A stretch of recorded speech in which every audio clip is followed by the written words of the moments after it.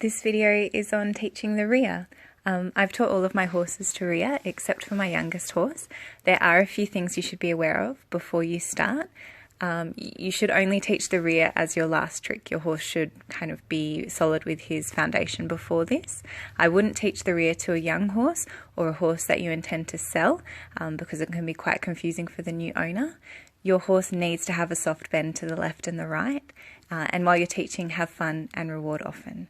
So this is the first step with my youngest horse.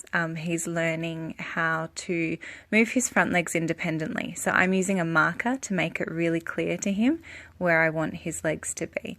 That's just a little piece of wood on the ground. So I'm basically sending him to the piece of wood, and I'm being very clear that I want him to pick up like the left leg, then the right leg. When he's comfortable with that, I'm moving him up to like a bigger obstacle so he's getting a bit more lift through his legs. This is my oldest horse. I've taken the markers away. I'm basically asking for the same thing but without the marker.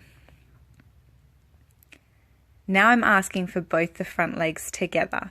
So this is something that will develop over time.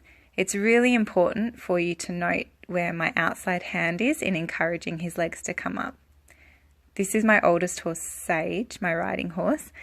So I'm teaching her the same thing and using the whip in place of where my rope was. And she's awesome. So she's done that really, really well. I'm about to get up on her and demonstrate the importance of the left and the right bend through the neck. So if you don't have this and don't have this solid, do not proceed. That's very important. If your horse ever gets confused and tries to offer you a rear when you haven't asked for it, it's important to reset. So you can see here I'm asking her, you can see me kind of put my leg on and ask each leg to come forward. That is exactly the same thing that I did with the rope before that you saw with Smurf, except I'm asking with my leg.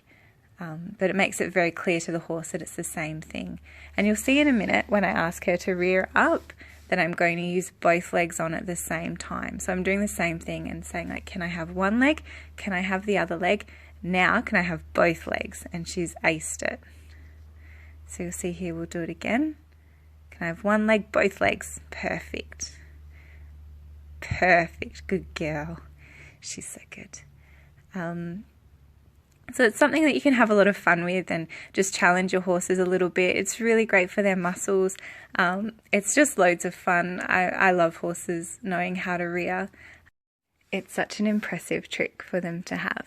But don't overlook the first steps. They are so important, not just in establishing the rear, but they really come in handy for if you need a horse to load onto the float. You can always take them on foot by foot when your horse can like kind of isolate each leg and things like that. So it's just a fantastic kind of final result of a horse, learning how to move its feet independently.